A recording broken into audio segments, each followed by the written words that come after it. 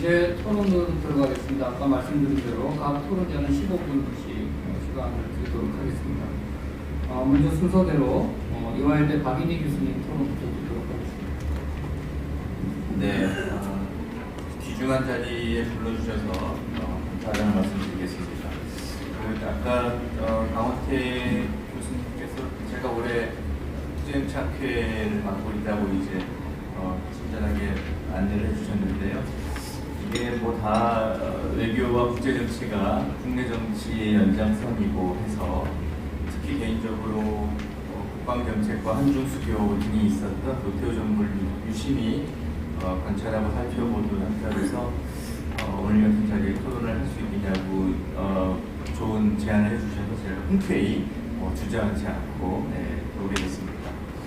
경제민주화라는 표현에서 알 수 있듯이 두 가지 개념이 붙어 있습니다. 정치적 개념과 경제적 개념이 붙어 있는데 저는 정치적 개념에 관련된 부분을 조금 말씀드리고 아마 짐작한데 경제학을 하시는 전성희 교수님께서는 또 경제적 개념에 더 말씀을 많이 해주시지 않을까 싶습니다. 노태우 정부의 경제민주화와 관련된 저의 생각, 한국 민주주의의 흐름, 이런 조금 거시적인 관점에서의 의의, 함의 이런 거 조금 말씀드리고 발표하신 이현호 교수님께 질문 한두 가지 드리는 걸로 토론을 대신하겠습니다. 경제민주화 두 가지 정도 말씀드리려고 하는데요. 경제민주화 시절에 둘러싸고 있었던 한국의 대내적, 대외적 환경 이런 부분 하나 말씀드릴 것이고요. 그다음에 경제민주화라는 것으로 상징되는 노태우 정부 시절의 어떤 성과, 민주주의의 의의 이런 거에 대해서 또 말씀드리도록 하겠습니다. 작년, 재작년에 한국 GDP가 정확히 세계 10위를 했습니다. EU를 빼면은요, 국가 개별 싱글 스테이트 기준으로 하면은 세계 10위 정도이고요. 글로벌 GDP에서 한국 GDP가 차지하는 게 한 2% 정도 되죠. 2%가 조금 넘습니다. 한 2.2% 정도를 우리 GDP가 글로벌 GDP를 차지하고 있고, 또 한국 경제의 한 80% 정도 수준이 교역을 통해서 부를 창출하는 경제가 돌아가는 그런 상황입니다. 가진 건 국민 사람밖에 없는 나라에서 대외 의존도가 매우 높은 그런 거고요. 돌이켜 보면은 이렇게 광화문이나 시청에 서 있으면은 지금도 요란한 소리가 들립니다만은 우리 사회가 내일부터 어떻게 될 것 같습니다만은 세계화에 진입한 노태우 정부 이후에 30년 동안 세계화 1단계라고 하면은 버전 1이라고 하면은 아마 어쨌든 한국이 가장 세계화로부터 많은 혜택을 누린 나라가 아닌가라는 그런 생각을 해보게 됩니다. 그 출발점에 노태우 정부가 있었고 또 국내 정치적으로 대외 정치적으로 큰 성과를 이뤄냈던 그런 정부로 기록되고 있습니다. 당시의 대내적 환경은 굉장히 높은 이런저런 여건이 가능했기 때문에 그렇게 합니다만 경제 성장이고요. 다 기억하시는 바와 같이 지속적으로 개방적 조치들을 취했고 외국인 투자를 적극 유치하고 관세율을 인하하는 그런 기업들이 있습니다.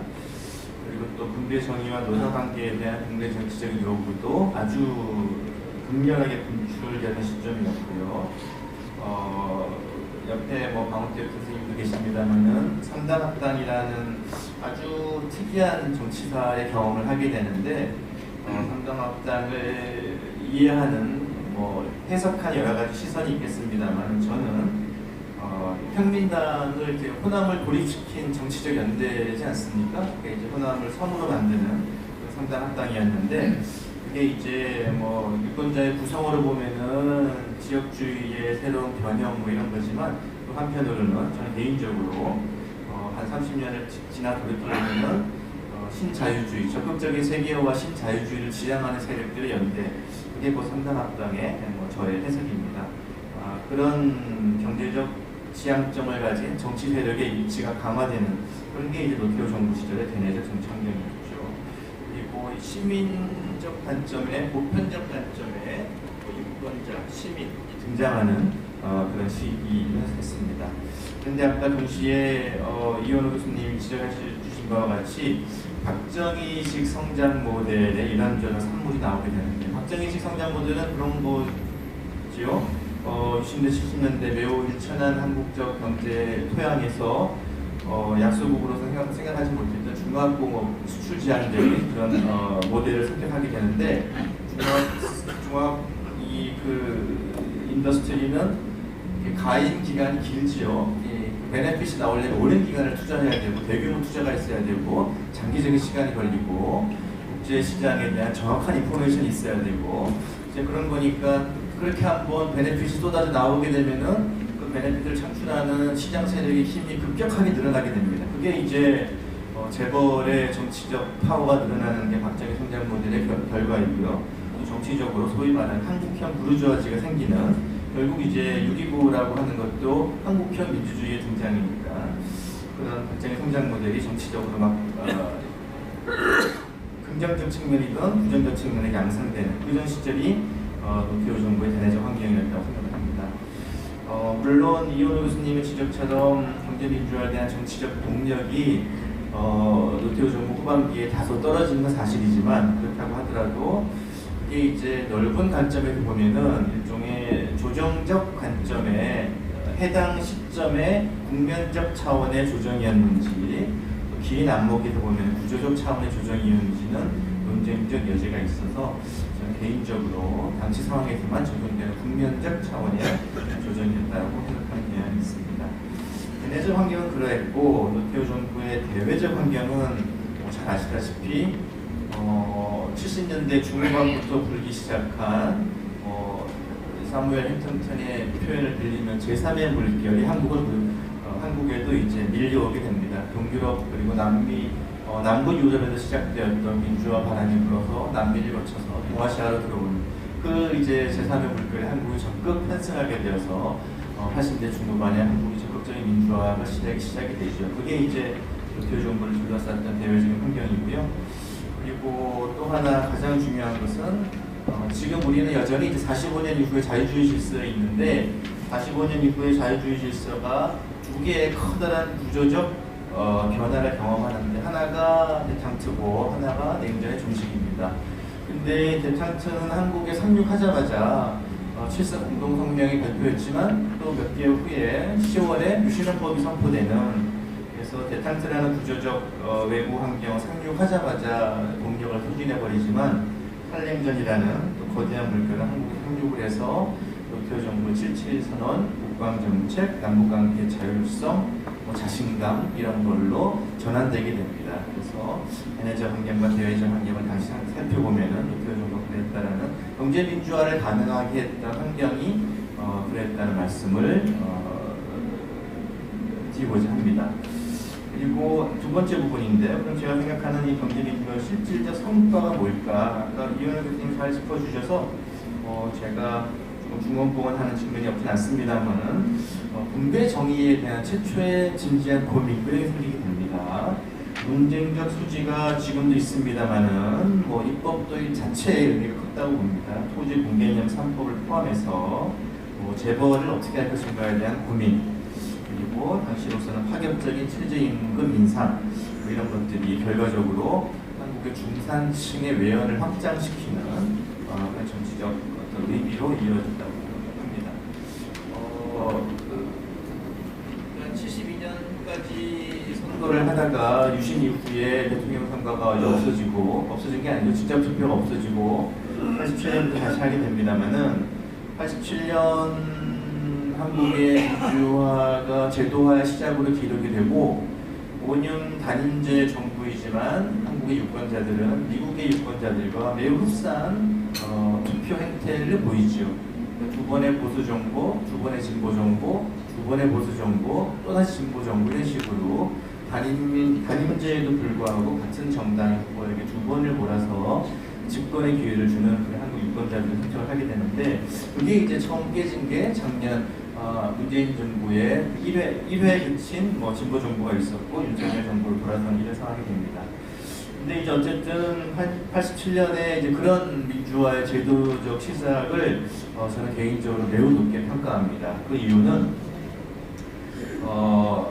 좀 거창하게 말씀드리면 17세기, 18세기 이후에 우리가 이제 근대가 시작되지 않습니까? 모던 이제 피어레드가 시작이 되는데, 근대 이후에 모든 국가는 거의 동일하게 예외 없이 두 가지 목표를 가집니다. 먹고 사는 걸 해결하는 문제와 정치적으로 민주주의적 모든 국민은 평등하다는 두 가지 목표를 설정하게 되는데, 유럽의 경우도 마찬가지고요. 미국도 물론이고 가까운 일본도 마찬가지입니다. 근대 국가가 등장한 이후에 먹고 사는 경제 성장이 첫 번째 국가 목표로 타겟으로 설정이 되고, 먹고 사는 경제 성장을 어느 정도 이룩한 국가들은 대부분 다 민주주의에 대한 두 번째 국가 목표로 타겟이 설정이 되는데, 우리도 유사한 경험을 하게 됐죠. 우리는 경제 성장을 어떻게 했냐, 너무나 심플하게 확정이익식 연성 권위주의를 해결했습니다.